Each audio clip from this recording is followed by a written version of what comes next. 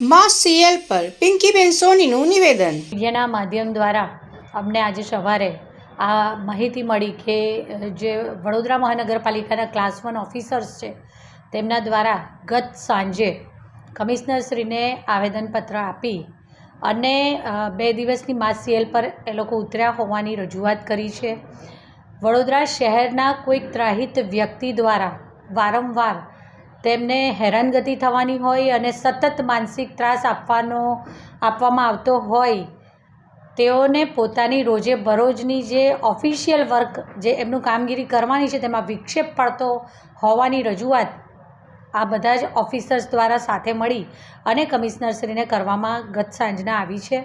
ત્યારે આજે કમિશનરશ્રીના પિતાશ્રી બીમાર હોય તેઓ એમને હોસ્પિટલ લઈ ગયા છે. ત્યારે અમે ડીવાયએમસીને બોલાવી અને પદાધિકારીઓએ ડીવાયએમસી ગંગાસિંહ સાહેબ સાથે વાત કરી છે અને વડોદરા શહેરના નાગરિકોને તકલીફ ન પડે અને વડોદરા મહાનગરપાલિકાની કચેરીનું કામ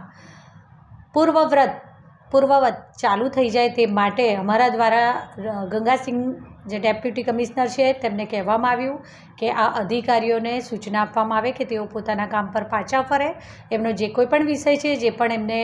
ત્રાહિત વ્યક્તિ દ્વારા હેરાનગતિ છે, માનસિક ત્રાસ છે કે જે પણ અન્ય કોઈ વિષય છે, આ બધી જ વસ્તુઓની માહિતી અને ચર્ચા કરી અને વહેલામાં વહેલી તકે એમની આ સમસ્યાનું નિવારણ કરવાનો પ્રયત્ન વડોદરા મહાનગરપાલિકા દ્વારા કરવામાં આવશે એવી એમને જાણકારી આપી અને એમના દ્વારા અધિકારીઓને મેસેજ પહોંચી જાય જેથી કરી અને હમણાં એકાદ કલાકમાં સૌ પોતપોતાના કામ પર પાછા ફરે અને જે પ્રોબ્લેમ છે એનું સોલ્યુશન સાથે મળીને લાવવામાં આવશે. અમે એક જ ત્રાહિત વ્યક્તિ છે કે વધારે છે કોઈ ત્રાહિત વ્યક્તિ? કારણ કે જે પ્રમાણે વાત થઈ રહી છે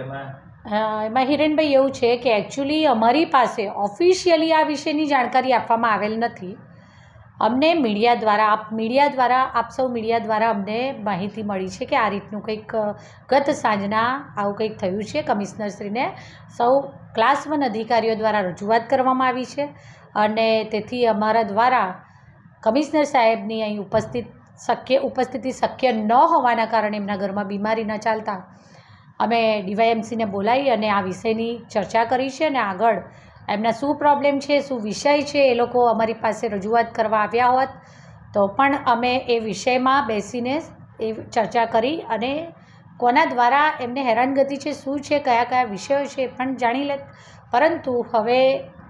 મારા દ્વારા કહેવામાં આવ્યું છે, અમે પદાધિકારીઓની પણ બેઠક કરી અને કમિશનર સાહેબ સાથે ડીવાયએમસી સાથે બેઠક કરી અને આ વાતચીત કરી છે કે એમના જે પ્રશ્ન છે તો અમારી સમક્ષ લાવશે તો અમે બધા સાથે મળીને એમના આ જે પણ પ્રશ્નો છે એનું નિવારણ લાવવાની કોશિશ કરીશું. પણ એના માટે અમને માહિતી હોવી જરૂરી છે કે એમને શું પ્રોબ્લેમ છે.